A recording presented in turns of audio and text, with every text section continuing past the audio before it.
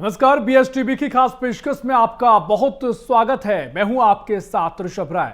हिडमा का हर चेहरा आज बीएसटीवी बेनकाब करने जा रहा है, क्योंकि हिडमा जिस तरीके से हीरो बना, अब क्या उसके चेहरे थे वो कहानी आपको बताते हैं। दरअसल बस्तर के घने जंगलों में एक नाम ऐसा था जिसने बरसों तक धड़कने रोक दी। गांव में अंधेरा छा जाता, माड़वी हिडमा। कुछ लोगों ने उसे नायक कहने की गलती कर दी, लेकिन सच्चाई यह है कि हिडमा भारत की धरती पर पनपा सबसे खूंखार, सबसे दुर्दांत और निर्दयी माओवादी कमांडर था। हिडमा की मौत सिर्फ एक ऑपरेशन की सफलता नहीं, बल्कि उन अनगिनत निर्दोषों का जवानों के लिए जवाब है जिनकी जिंदगी हिडमा की हिंसा ने निकाल ली। देखिए कि कैसे पूवर्ती का एक बच्चा बड़ा होकर हिंदुस्तान का सबसे खूंखार आतंक का पर्याय बन गया। देखिए एक खास रिपोर्ट।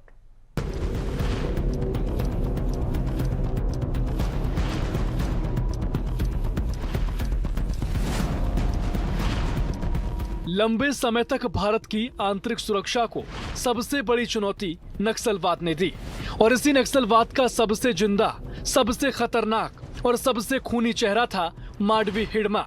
5 फीट 5 इंच का दुबला पतला आदमी, लेकिन भीतर इतनी नफरत, इतना जहर और इतनी दरिंदगी भरी थी कि उसके एक इशारे पर पूरी टुकड़ी खून में लथपथ हो जाती थी। और आज भी अगर कोई हिडमा को हीरो बताने की गलती कर रहा है तो साफ साफ कहा जाना चाहिए कि ये देश, ये समाज और आदिवासी समुदाय सभी के साथ खुली गद्दारी है। क्योंकि सच्चाई यही है, हिडमा कभी हीरो था ही नहीं। वह एक खूंखार, हत्यारा, बर्बर कमांडर और हिंसा की फैक्ट्री था।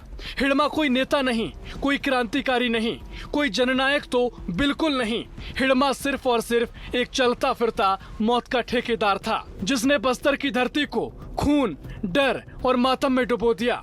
सैकड़ों हत्याएं कर दी, सैकड़ों हत्याएं उसके नाम दर्ज हैं, लेकिन उससे कहीं ज्यादा वारदातें ऐसी हैं जिनका रिकॉर्ड तक नहीं, जिन्हें ना गिना गया, ना लिखा गया, बस झेला गया। कई नाम हिडमा, हिदमालू, संतोष, लेकिन पहचान सिर्फ एक, खूंखार नक्सली सरगना। 6 राज्यों में वांटेड, कुल 1 करोड़ 80 लाख रुपए का इनाम घोषित। 1981 में जन्मा हिडमा शुरू से ही नक्सलवाद के रास्ते पर चल पड़ा।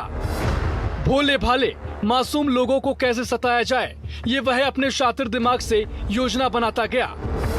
साल 2000 में हिडमा को हथियार बनाने वाली शाखा में शामिल किया गया, जहां आदिवासियों और जवानों को मारने के लिए असलहा बारूद बनाने लगा।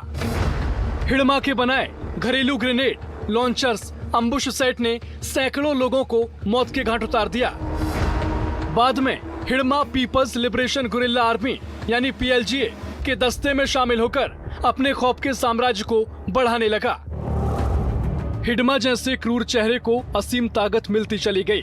मार्च 2007 को उरपल मेट्टा में 24 सीआरपीएफ जवानों की हत्या की, जिसकी योजना और नेतृत्व दोनों का मास्टरमाइंड हिडमा ने किया।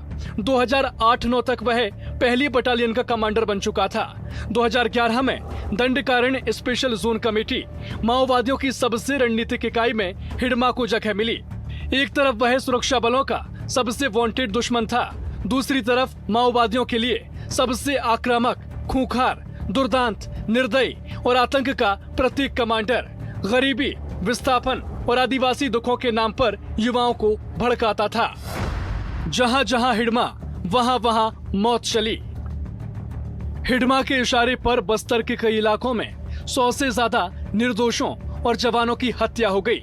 एर्राबोर, चिंता गुफा, कसलपाड़, पिड़मेल, टेकलगुड़म, हर जगह मौत की छाया का नाम था हिडमा। उसके हमले सिर्फ रणनीतिक नहीं थे, वे एक सुनियोजित मानसिक अत्याचार थे। कई बार हमला सिर्फ इसलिए किया गया कि सुरक्षा बलों में दहशत फैले, कई बार इसलिए कि गांव वाले नक्सलियों के खिलाफ खड़े न हों।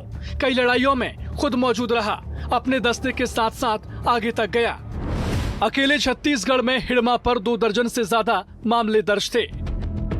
आसिरगुड़ा, चिंता गुफा, कसालपाड़, बुरकापाल, मिनपा, टेकलगुड़म और पिडमेल, इन सभी जगहों पर अलग अलग सालों में सुरक्षा बलों और आम लोगों पर हुए हर खून खराबे, हर निर्मम हमले और हर जनसंहार के पीछे बार बार हिडमा का ही नाम सामने आता रहा। हिडमा का लड़ने का तरीका बेहद आक्रामक था।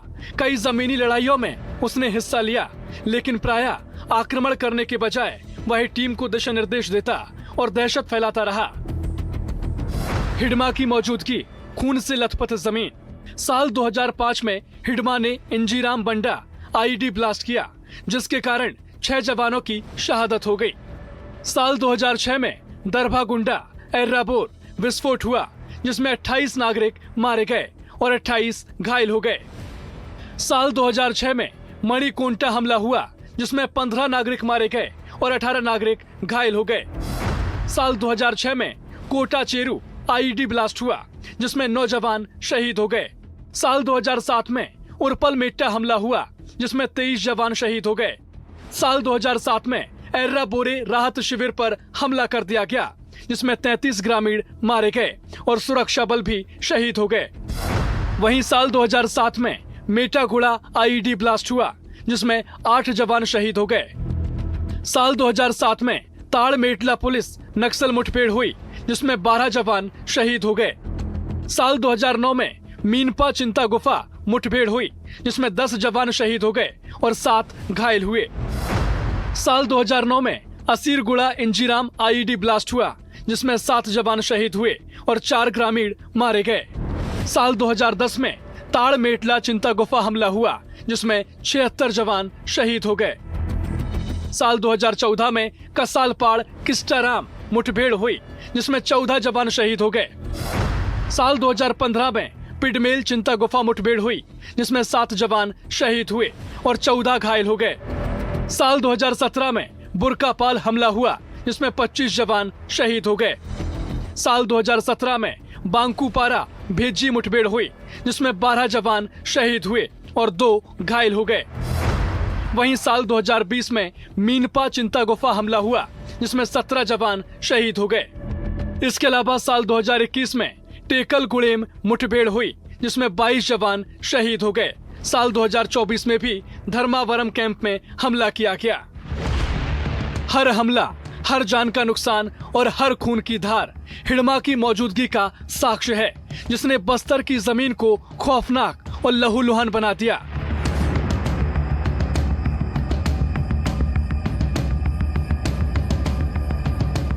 बस्तर के जंगलों में हिडमा के नाम पर दर्जनों छोटे बड़े हमले, वसूली, आदिवासियों को पुलिस का मुखबिर बताकर मारना, गांवों को जलाना, ये सब हिडमा के काले कारनामे थे।